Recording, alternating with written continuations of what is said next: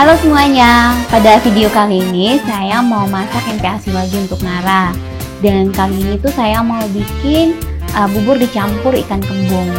Bagi teman-teman yang baru mengunjungi channel ini, jangan lupa di subscribe dulu ya, supaya nggak ketinggalan video-video lainnya. Oke, kita langsung aja lihat bahan-bahannya ya. Jadi ini dia bahan-bahannya. Di sini saya menggunakan labu Jepang ini untuk sayurnya, terus ada tomat juga. Lalu di sini untuk protein nabatinya di sini saya menggunakan buncis, tapi ini juga bisa sebagai sayuran ya teman-teman.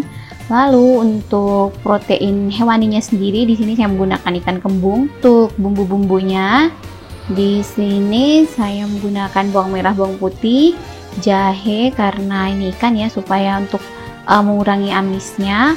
Lalu di sini ada sedikit daun bawang. Tapi nanti ini daun bawangnya ketika udah matang dan mau disajikan ke bayinya bakal saya keluarin daun bawang sama jahenya.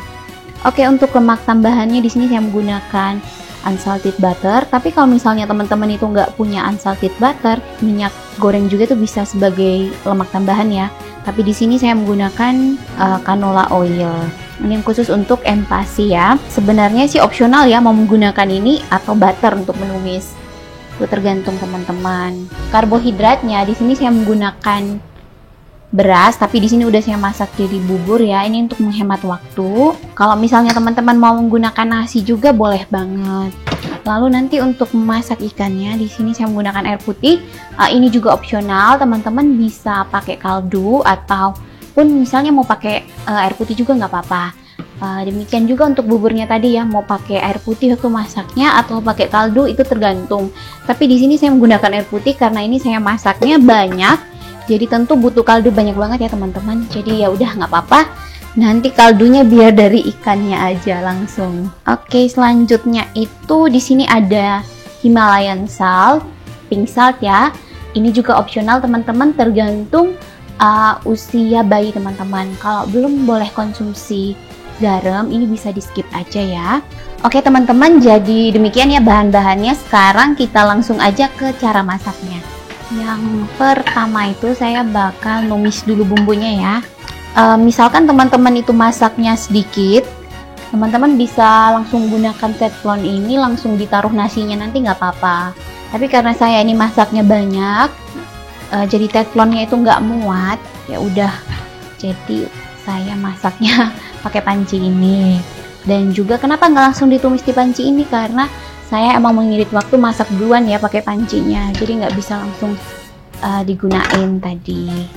Oke, ini udah panas. Dan kalau misalnya teman-teman juga mau menambahkan keju itu nggak apa-apa ya. Nanti kalau misalnya buburnya udah matang mau ditambahin keju nggak apa-apa, cuman saya ini lagi kehabisan keju, jadi seadanya aja dulu. Sebenarnya Nara udah boleh sih teman-teman untuk yang salted butter ya, butter yang asin dikit.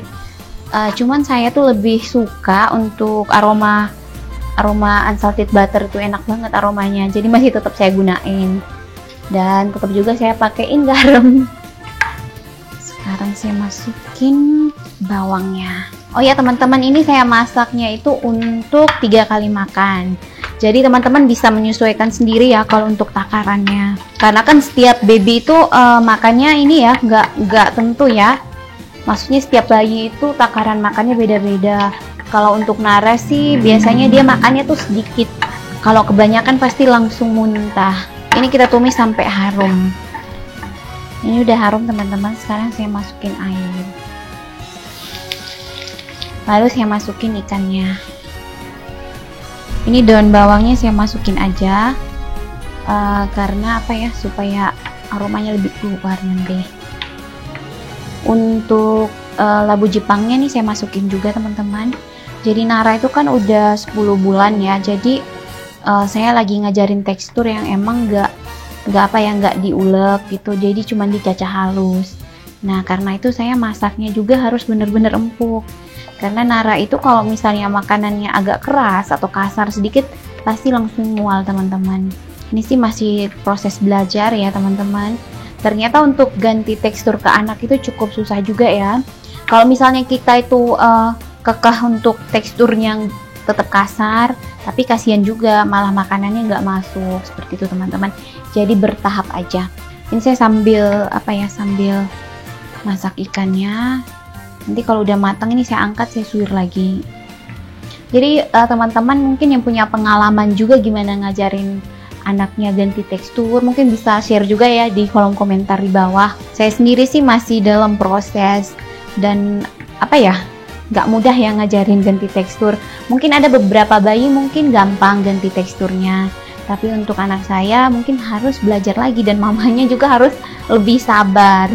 Karena kalau misalnya saya kekeh harus nih teksturnya gini, saya suapin, ternyata naranya itu malah mual, muntah, jadi kan eman-eman makanannya, malah nggak ada gizi yang masuk. Nah tapi kalau misalnya saya tetap juga teksturnya yang halus, kan kasihan juga, maksudnya nanti bayinya malah nggak terbiasa. Jadi saya pelan-pelan aja sih, pelan-pelan aja tetap saya kenalin. Jadi kalau teman-teman yang punya tips mungkin bisa komen di bawah ya.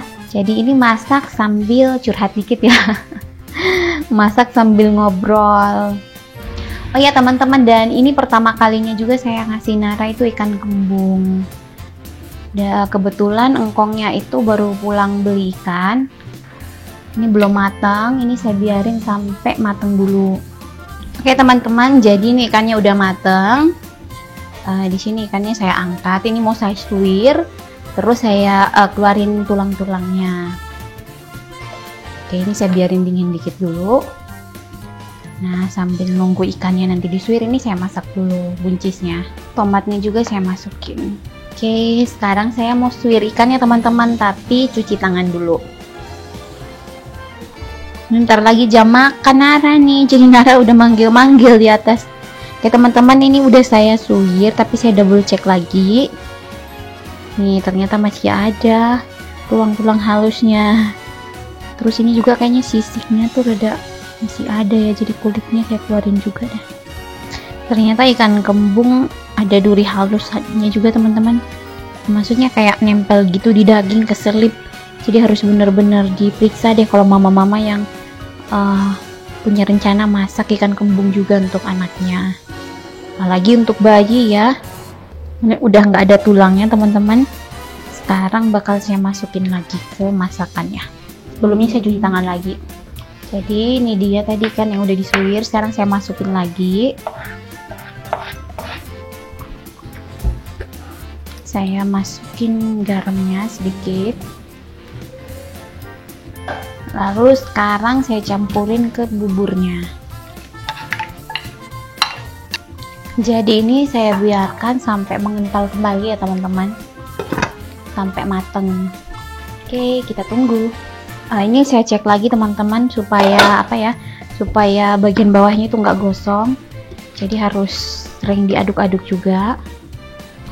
Lalu sementara nunggu buburnya itu mengental sampai benar-benar matang ya, saya mau nyiapin dulu tempat untuk nyimpan buburnya nanti.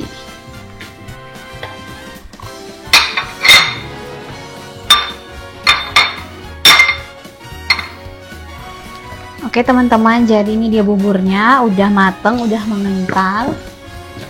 Sekarang saya matiin kompornya. Lalu sekarang saya mau nakarin untuk disimpan ya. Oke, jadi ini untuk makan selanjutnya ya. Ini untuk takarannya disesuaikan juga sama takaran makan babynya. Jadi yang ini saya biarkan dingin dulu, lalu nanti saya simpan di kulkas. Oke, yang selanjutnya ini untuk makan Nara sekarang ya, karena udah jam makannya. Ini saya takarin juga. Oke teman-teman, jadi demikian ya bubur ikan kembung ala saya. Semoga video ini bermanfaat, bisa juga menjadi salah satu referensi menu bagi teman-teman yang lagi nyiapin MPASI untuk anaknya. Jika teman-teman menyukai video ini, teman-teman bisa klik like ya. Kalau teman-teman merasa video ini bermanfaat, bisa juga di-share di sosmed teman-teman. Dan kalau teman-teman mau sharing, mau menambahkan, mau request, ataupun mau memberi saran, bisa ditulis di kolom komentar di bawah ya. Dan jangan lupa di-subscribe serta nyalakan tombol loncengnya juga supaya nggak ketinggalan video-video selanjutnya. Oke, terima kasih sudah menonton dan sampai jumpa di video selanjutnya. Dadah!